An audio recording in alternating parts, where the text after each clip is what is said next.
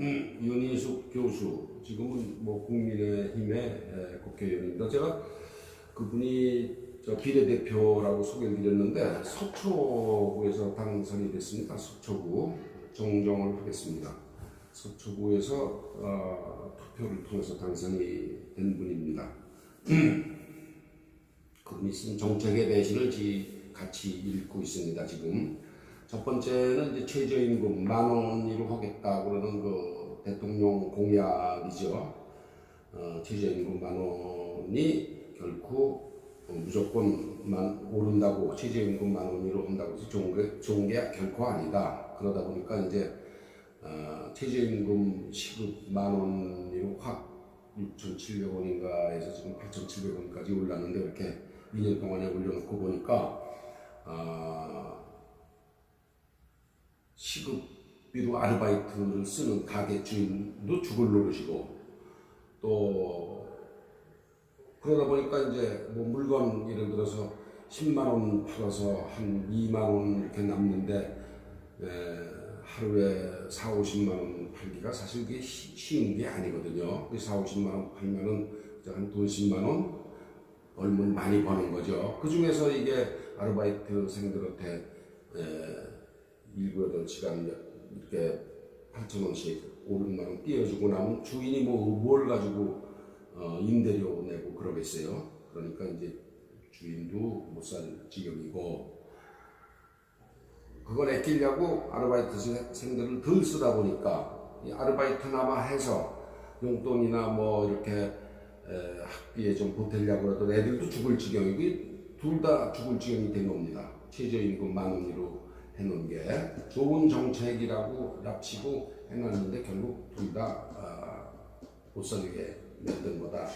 그래서 이제 그게 정책은 만들어서 이렇게 나이브하게 만들어 놓다 그래서 다 효과를 보는 게 아니고 정책이 배신한 건데, 사실은 뭐 따지고 보면 정책이 배신한 게 아니고 의무한 속셈이 있는 거죠. 그 공약으로 내걸 땐 아르바이트 6,500원, 7,000원 많은 애들이 참 가슴 아파서 올려주려고 그런 게 아니고, 그렇게 놓으면은 좀 표가 좀 더 올까, 표를 좀 더 얻을까 그런 꿍꿍이 속 때문에 그런 결과가 온 겁니다.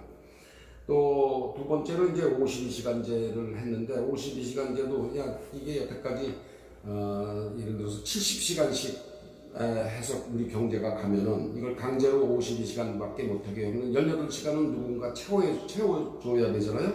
그러면 실업자들이 70시간 노동하던 거를 52시간제 이상 못하게 하니까 주 단위로 어차피 70시간의 노동력은 들어가야 제품이 돼서 나올 거 아닙니까? 안 그러면 서비스, 손님 접대한다든가 뭐 누군가 채워야 되니까, 그리고 채우기 위해서 한 50만 명의 새로운 그 일자리가 생길 거다. 이제 이런 계산을 한 겁니다. 그러면은 50만 표가 더 얻는 거죠. 쉽게 얘기해서 이제 그런 노동자를 우위한다는 정책을 그렇게 아주 얄팍하게 만들었는데, 지금 결과적으로는 그게 둘 다 이제 물거품이 되고 오히려 더 고통이 심해졌다. 그런 얘기를 두 번에 걸쳐서 말씀드렸습니다. 세 번째는 오늘은 비정규직 대책을 저와 같이 책을 읽어보겠습니다. 이게 이제 대선 공약 중 하나로 비정규직 제로 시대를 내걸었습니다. 민간기업 비정규직을 정규직으로 전환하도록 촉진하고, 공공기관은 비정규직이 한 명도 없도록 한다. 이런 이제 약속입니다. 대통령 선거할 때. 이건 이제 국정과제로 삼은 거죠. 그런데, 평소에 정규직 채용 기준을 그대로 적용해서 정규직으로 진행할 수가 없으니까, 시간이 촉박하니까 이거 빨리 해라. 이제 그러니까 한 석 달인가 얼마 전에 대통령이 인천공항 공사를 이제 취임하고 3년 전에 처음 갔었고, 얼마 전에 갔적에서 뭐 1,900명인가 비정규직을 정규직으로 그냥 바꿔라고 해서 공항공사 사장이 지금 뭐 사표 내라고 난리 치고 뭐 그러고 있지 않습니까? 저 비정규직을 정규직으로 하면은 어차피 기업이라는 건 인건비가 얼마다 하고 연초에 예산을 정해놓고 운영을 합니다.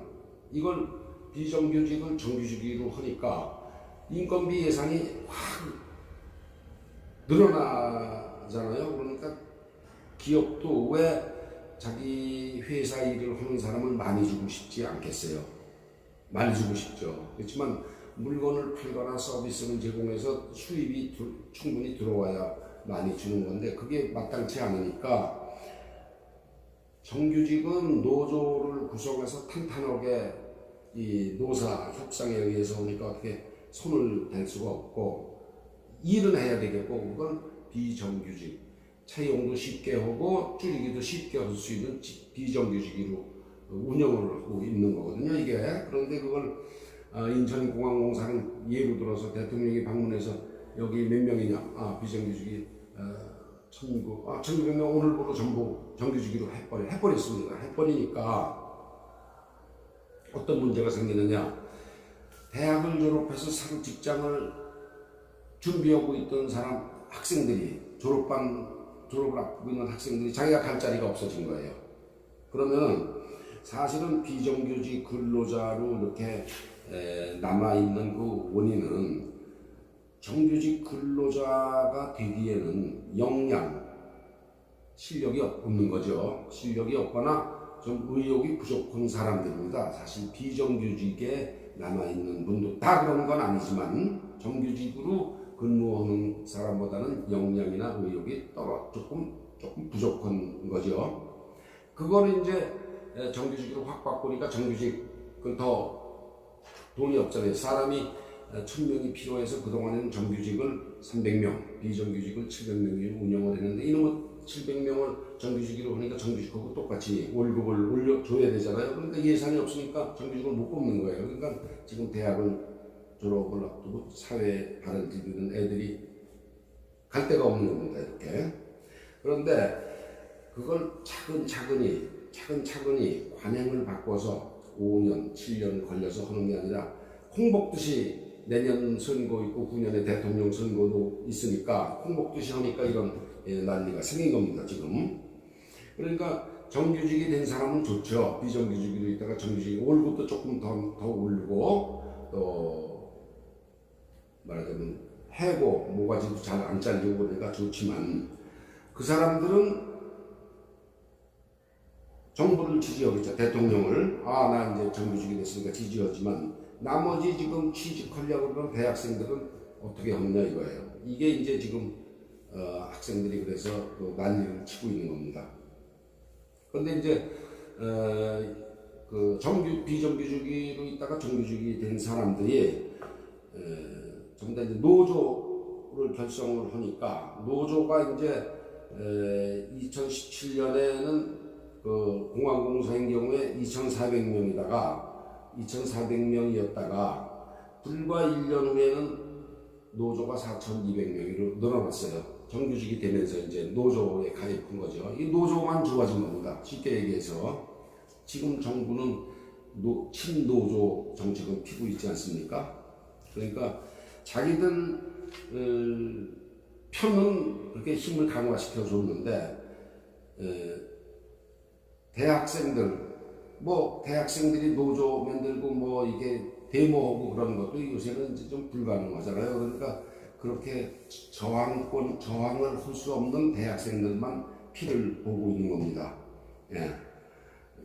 줄 서 있는 공공부문에 어떻게 취직하려고 그런 애들은 무섭지 않다는 거죠. 정부 입장에서 두려워할 필요가 없으니까 그냥 일방적으로 대학생들이 피본다. 그래도 그냥 모른 척하고 자기들 편이 될 사람을 우선권 준 겁니다. 비정규직을 정규직으로 그냥 바꿔버린 거예요. 그래서 물론 이제 비정규직이다 보니까 정규직에 비해서 약간의 차별 또 안전이 방치되는 문제는 있긴 있습니다. 정규직은 탄탄하게 보호를 받죠. 노조가 있고 그러니까. 근데 비정규직은 비교적 그거보다는 20-30% 덜 보호를 받는 게 사실입니다. 그런데 그거를 비정규직을 정규직으로 한다고 해서 받는 게 해결되는 게 아니죠, 그게. 예. 비정규직을 없앰으로써 정규직 숫자가 훨씬 인건비가 많이 드는 정규직 숫자가 늘어나니까 예산은 초과되니까 이제 직원을 못 뽑는 그런 말은 부작용이 생기는 겁니다. 예.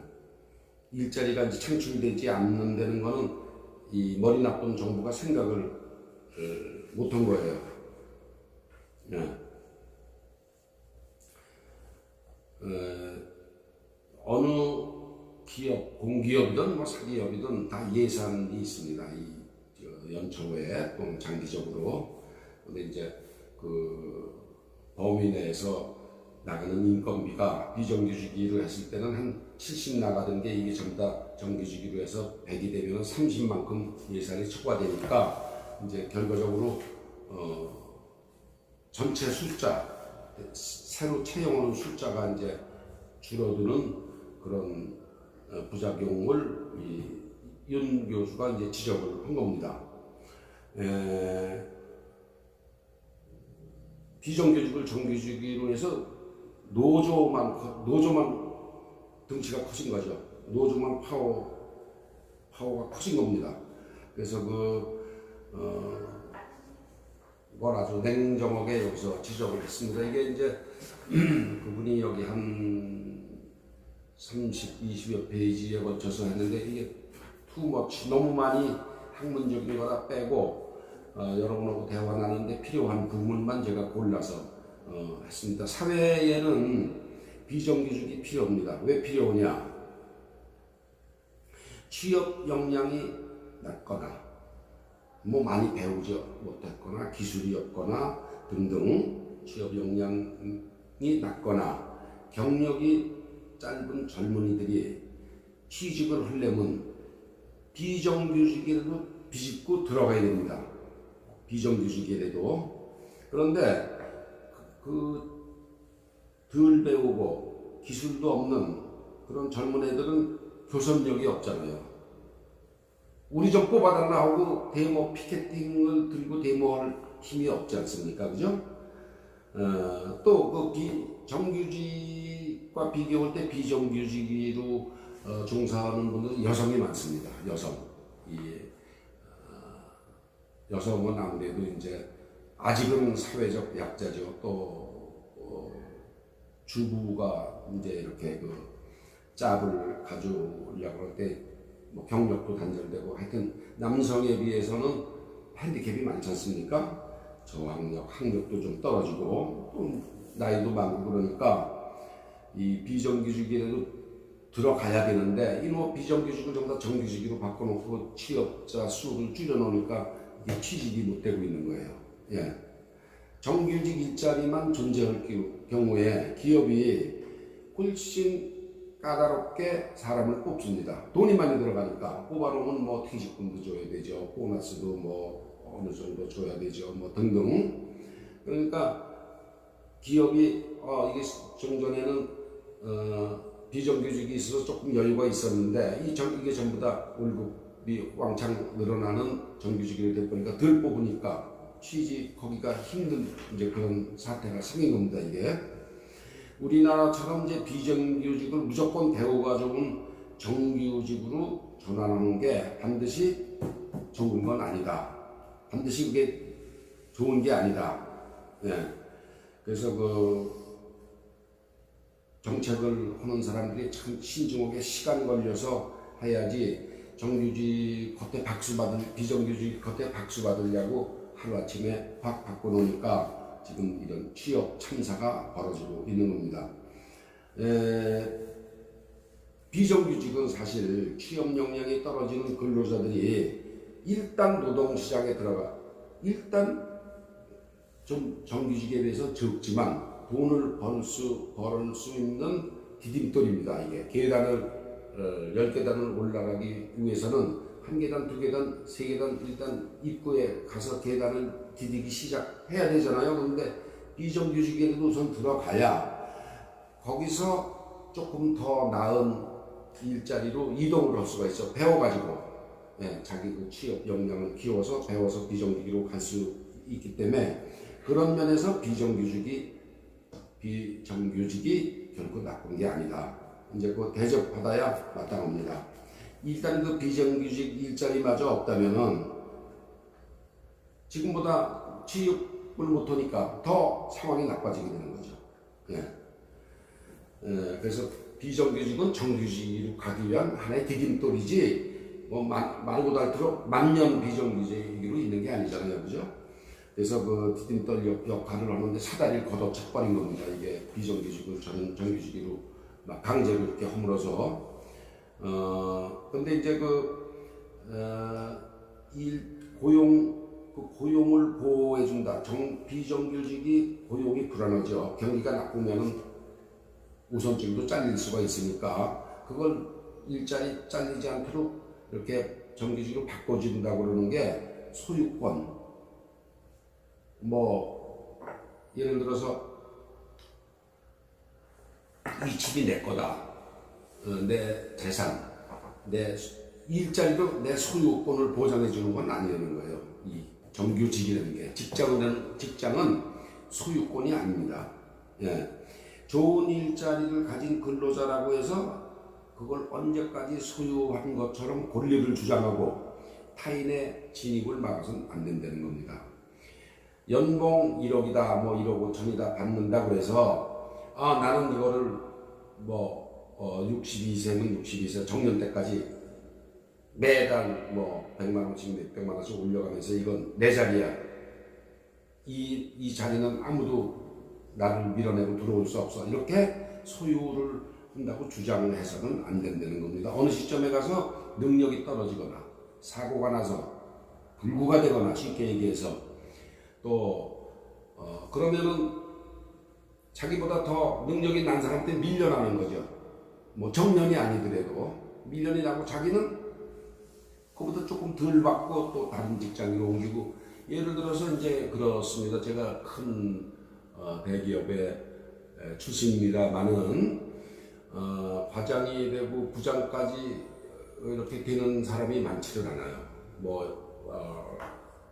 들어갔다고 해서 전부 다 과장이 되고 전부 다 부장이 되고 이사 대우가 되고 이사가 되고 절대 그렇지 않습니다.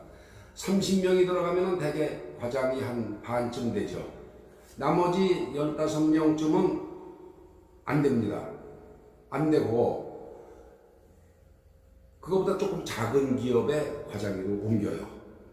또 그러면 15명이 과장이 되면 부장이 다 15명이 되느냐? 안 그래요. 5명만 됩니다.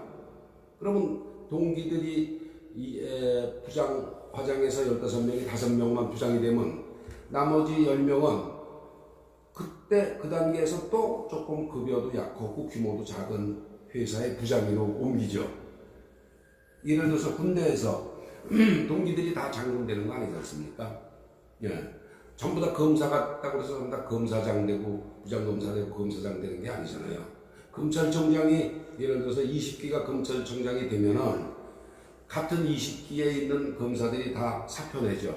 우리 동기 중에 한 사람이 검찰청장이 됐는데 내가 그 동기 밑에 가서 지시를 받을 수 있느냐. 사표 내고 변호사 개업하는 거고 똑같습니다. 기업도 똑같습니다. 그래서 전부 다 과장이 되고 전부 다 대리까지는 대충 이제 되죠. 그렇지만 전부 과장이 되고 전부 부장이 되고 전부 이사 되고 전부 이사가 되는 게 결코 아닙니다. 그래서 타인의 진입을 막을 수가 없죠. 막아지지가 않습니다. 자기가 이제 나이가 먹고 머리도 굵고 그러면은 젊은 사람한테 자리를 내주고 물러나서 회사를 옮겨서 다른 일을 하거나 조금 규모가 작은 회사에 가서 또 일을 하게 되고 그렇게 하다가 정년을 맞이하는 게 일반적인 패턴입니다. 이게. 그래서 그러면서 노동시장에서 두려움 없이 움직일 수 있도록 능력을 키우는 게 중요하다는 거죠. 회사를 다니면서도 계속해서 배우고 읽고 그렇게 해서 젊은 사람이 밀고 들어오더라도 그보다 더 나은 능력을 보유하고 사표를 낼 리가 없죠. 그죠? 예. 그래서 노동시장에서 두려움 없이 움직일 수 있도록 능력을 키우는 게 중요하지. 예. 이거를 무조건 보호한다고 해서 그건 회사가 망하는 거예요. 회사가 망합니다.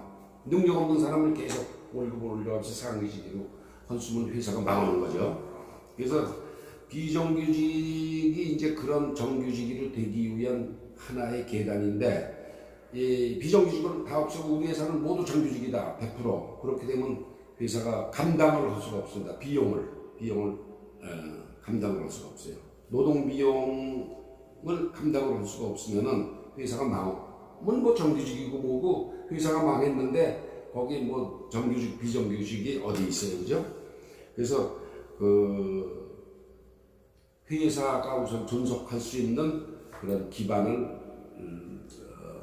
훼손시키는 정책은 정책이 아니고, 뭐 선거 때 표 좀 더 얻겠다고 해서 그런 짓을 하면 안 된다 그러는 게 이제 우리 이 윤희숙 교수가 말씀하시는 부분입니다. 제가 이제 여기서 그 얘기를 하나 말씀을 드릴게요. 제 아주 친한 친구의 아들이 미국의 국방부 산하의 국방부의 그 직원들이 다 공무원이 무슨 일을 다 할 수 없으니까 자회사, 하청회사입니다. 국방부의 하청회사에 근무를 합니다. 근데 이 친구는 제가 알기로는 비밀이기 때문에 얘기는 안 하지만 제가 알고 있기로는 그 마약 단속국에 근무를 해요. 마약 단속국이 남미면 남미의 어느 그 마약을 제조하는 공장이나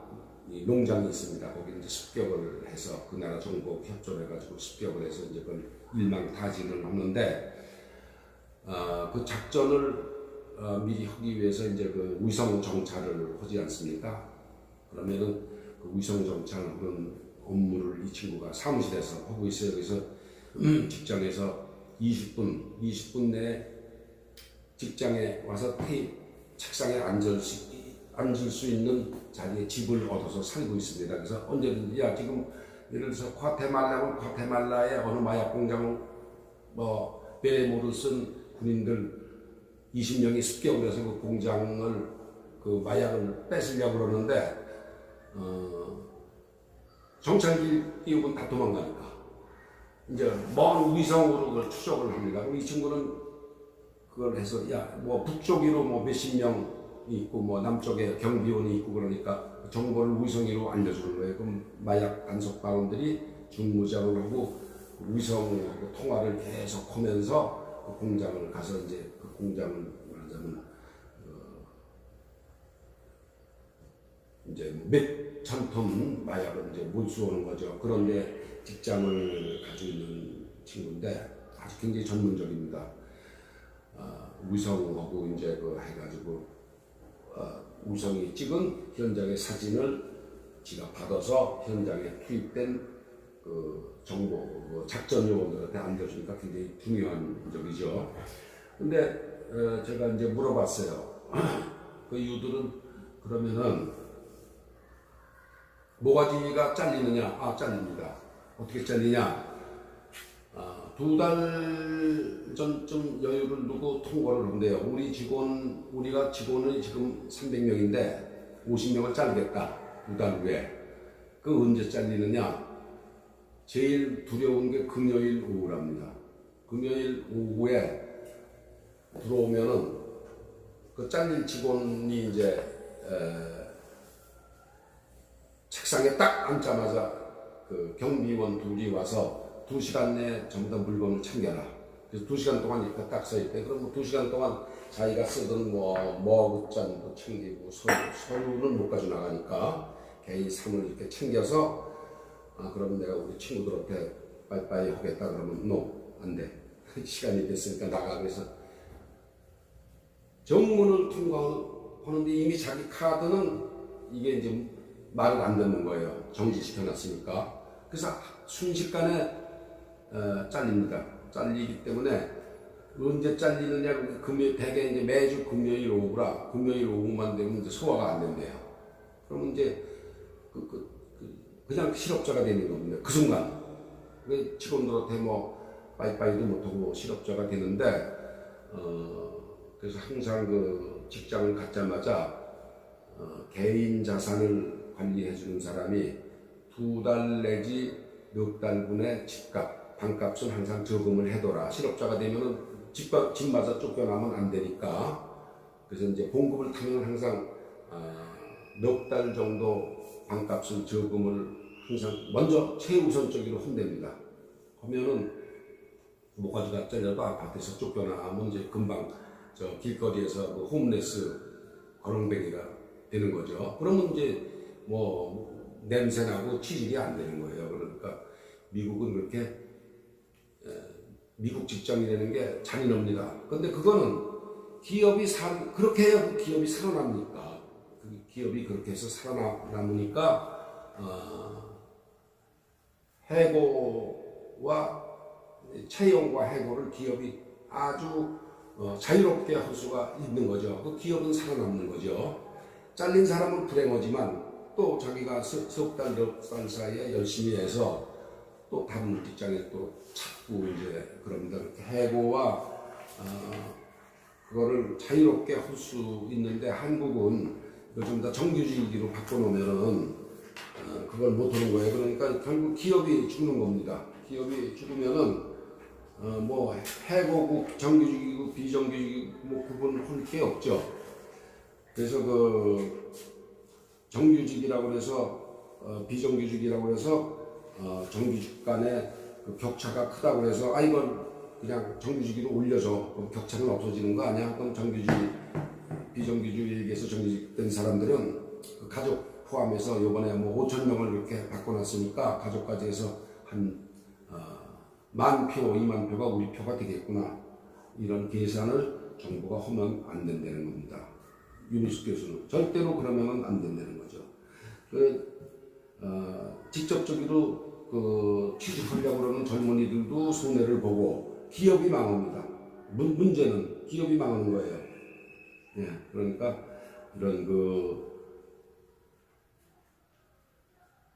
노동조합만 키워주고 정규직으로 되면서 자연히 이제 노조에 가입을 하니까 그래서 노조하고 짝짝꿍이 되는 그런 박수 받을 일은 하면 안 된다. 정부도 정직하게 경제 전체를 보고 해야지 그렇게 함부로 인기 위주로 정책을 피면은 결국 나라가 망한다. 이제 그거를 윤희숙 교수가 얘기하고 있는 겁니다. 뭐 여러 가지 이제 데이터라든가 뭐 사례를 많이 들었습니다만은 저희가 그렇게까지 전문적으로 이해를 할 수는 없고 정부가 펴고 있는 그런 정책의 가장 대표적인 허점만 제가 들어서 설명을 드렸습니다. 다음에는 이제 국민연금이라고 하는 게 있습니다. 요거를 하겠습니다. 국민연금하고 또 한 번은 남아있는 게 이제 정년연장 이 두 가지를 하고 총체적으로 큰 신산업 정책, 요새 뉴딜, 그린 뉴딜 뭐 이런 거 막 쏟아내고 있잖아요. 그런 거 그래서 세 번에 걸쳐서 하면은 윤희숙 교수가 쓴 정책의 배신을 다 여러분과 같이 브리프하게 읽게 되겠습니다. 감사합니다.